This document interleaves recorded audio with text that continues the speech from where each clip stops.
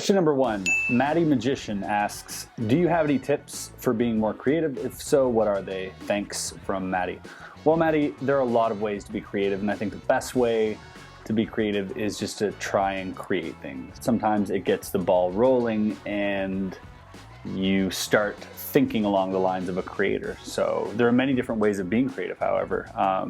One great piece of advice is think outside the box. Now, we're not normally conditioned to think outside the box, but if you force yourself outside the box, then you'll have an easier time. So one thing I like to do is take a dictionary or a book, open it up to a random page, point to a word, and that word is now the name of your next effect. Go from there. See if that helps. Suicidal Fantasy asks, have you ever downloaded / torrented Magic? Well, I've downloaded Magic, obviously. Torrented Magic, no. I'm proud to say that I've never torrented Magic. Mind you, I've seen things floating around. Piracy is a big problem within the Magic industry, and mostly because our intellectual property isn't protected yet. That's something that hopefully will change in the next few years, but for now, there is no protection other than just sort of moral ethics. Batman12 Boom asks, what are the rules of cardistry? I don't think there are any rules. I think there are a lot of people thinking outside the box with cardistry these days and using them projects such as Card Destroy, where they chop up cards and do things. Other people are practicing with like squids and stuff like that. So I think rules don't apply, and I think that's one of the things I love about cardistry. Mac Anandre asks, as a guy with small hands, am I doomed for cardistry?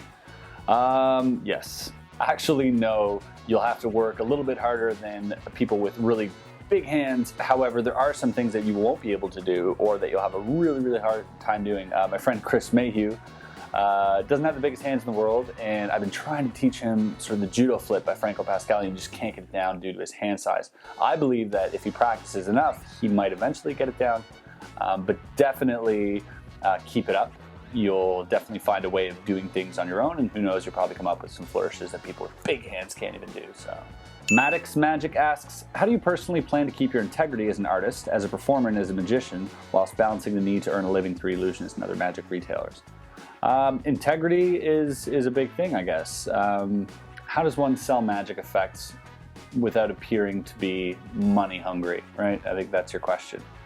And I think the answer to that is personal choice. I think there's something out there for everyone. So sometimes you might see something released and say, well, that's a piece of shit. I'm not gonna buy that. But down the road, there might be somebody who uses that on a daily basis. And I've received those emails. So some things that I've released that I don't use all the time, some people have come to me and told me that it's their go-to effect. So it all depends on how you look at it. Magic Man 02, in your opinion, what are 3 things to never do while performing a magic trick? Hold your farts, don't fart. Like if you're gonna fart, just make it silent. Make sure that, you might be able to blame it on someone else. Never address a male audience member as she, or a female audience member as he. That won't go over well. A really good thing to never do is never insult your audience or never insult their intelligence. So be very careful when you're performing that you're not actually insulting them or making them look like a fool in front of everybody else. I think that's a very important thing a lot of people overlook. Li Fuang asks, could you tell some place or some trick to begin in magic? Yeah, I can't think of one right now. No, none comes to mind. Sorry about that. Next question. Los Angeles, a friend of mine, Jeremy Griffith, asks, what inspires your artwork, cards, photography, or cinematography? Is it planned out beforehand, or do you feel it out until something hits? I think I take a page out of the book from Buster Keaton. If you don't know who Buster Keaton is, he's a he's a great thinker, and he was a famous actor and a comedian, also like a magician. And one of the things that he did was he'd have an idea in mind, but he didn't let that idea constrict what he was trying to do. And sometimes an idea would evolve while filming or while being out there. So being inspired by perhaps the light, the surroundings, or the subject you're shooting. Sometimes things will naturally, organically sort of fit themselves into the narration. So you have to be open to that, and you have to be open and willing to adapt, to change, and to possibly be creative and make your project even better than you had thought it would be. So I guess, yeah, I think some things are planned out, but I think leaving space for things to interfere with that is important. Slightly impressed. How do you get into magic? I've always been fascinated by magic. I think as a young kid, especially a lot of boys, I think when you're young, it's just like some fascinating thing, whether it's, you know, having a superpower or finding something to sort of comfort your how would I say, your insecurities is a great way of putting it. I think as a kid that's very important, coming off, you know, confident and everything. So I think that whole line of thought is where I got interested in magic. And how did I specifically get into magic? I don't think there was one moment where I said, aha, I want to be into magic. I think it just naturally progressed over the years more and more and just ended up taking over my life. Roth it up. How do you overcome the fear of performing for people? How can a poor college kid afford all these tricks? That's two questions.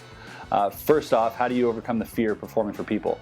Overcome the fear by performing for people.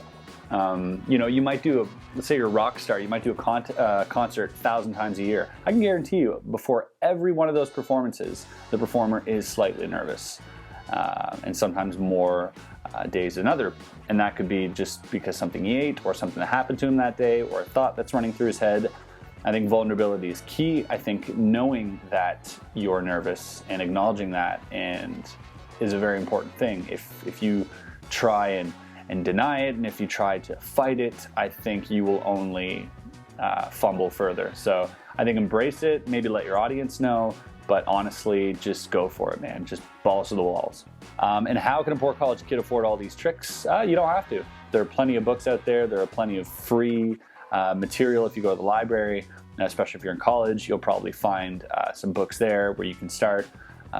Most of the tricks that are put out nowadays are variations of things that already exist. In fact, probably all of them. So if you want to look into the roots, it's a cheap way of avoiding buying lots of tricks if you can't afford them. Next question, Natar Maloku. Is there any revealed card in the Carpe Noctem deck? That's a great question, and the answer is yes. My cheeky friend and designer, Oban Jones, snuck something in there for you guys that I didn't even know about. So if you guys find it, maybe post it in the comments. R. Cohen _hi. Why do you preach being authentic? See, I don't preach being authentic. I just wish people were more open to let themselves be vulnerable. And vulnerability breeds authenticity. And when someone's authentic, you know, it's hard to say try and be authentic, because it's not something you can try to do. It's something you just become. And I think being humbled and you know, and giving people the proper attention that they require around you, being aware of that, I think helps out, especially like in social situations, but definitely in performing. I think be aware of your audience, be aware of the people around you and how they feel, and always sort of go into a performance with an open mind, knowing that in the back of your head that, you know, maybe I'll try something new, or maybe I'll listen to what the spectator says and react to that rather than just going through lines. So, you know, like I said, being authentic isn't a thing that you learn. It's just something you kind of become over time. But definitely make an effort to remind yourself of that. I Am Magic Official asks, do you prefer your toilet paper over or under? Neither. I prefer my roll on the side of the sink, where I can just grab it and roll it around my hands rather than dealing with this thing. So I hope that answers your question. FK Kaplan asks, what effects would you perform for about 100 people on stage, minus grand illusions or things that are too expensive to purchase? So I think PK touches is a really good effect, and it costs nothing. Another effect, if you're looking at card effects, I think cards across is a nice thing you can do on stage as well. Mentalism usually plays big. Mentalism, you know, can play big because you can use just a big pad of paper and a marker and sort of read minds and stuff like that. And you don't have to rely on a camera, an overhead camera, or anything like that. So definitely check out some cool mentalism routines. The Official Pollux U. How do you consider downloading illegally the tutorial of a trick instead of buying a trick? Something I answered before, don't do it if you can't afford it. Just wait till you can, support the creator, because one day you might be out there selling tricks and people might start torrenting your things, and you'll quickly see how that feels. JP Anastasio 1999, what are your plans for the future? For the future, there are a lot of plans for the future. So at Illusionist, I plan to be here for a while, and I love the company.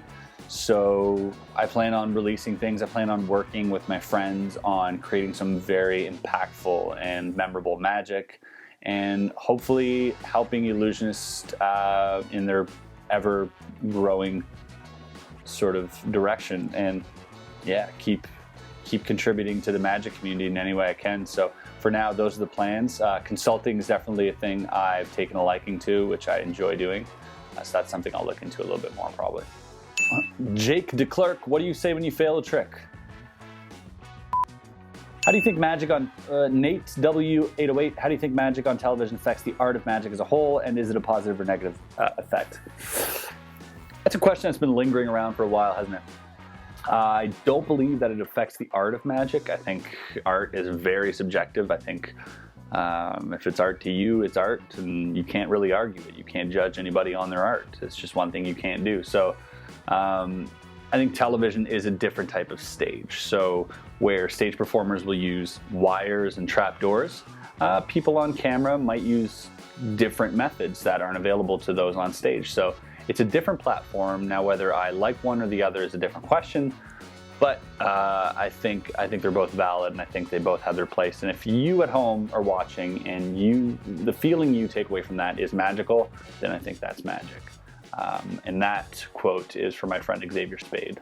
Gypsum Chen, what are the main steps to make a good magic routine? I think the main steps is context, just context. If it's contextual, if the context you have is proper, I think context is paramount. And by context, I mean, why are you doing it? Why are you doing this? And is the context fiction? Is it real? What is it? Like, figure that out. An effect is an effect. A flap card is a flap card. But if you have no context to it, it's basically just, just masturbation. So I would say, think of the context first and then go from there. Steven Bistricianu, did you always want to become a professional magician creator, or do you have different intentions in the beginning? Also, do penguins have knees? Penguins, that's a good question. I'll check it out. I still have different intentions. I think magic isn't the be-all and end-all to my life. I think I used to act quite a bit in some short films and some feature lengths, and I think that's something that I really might want to get back to one day. I think also I used to do hip-hop. I used to write and rap for a long time, actually, and that's something I've been wanting to get into again as well. I think writing, poetry, and all that stuff. So I don't think that those will ever go away. I think there needs to be a healthy dose of everything in your life, not just magic.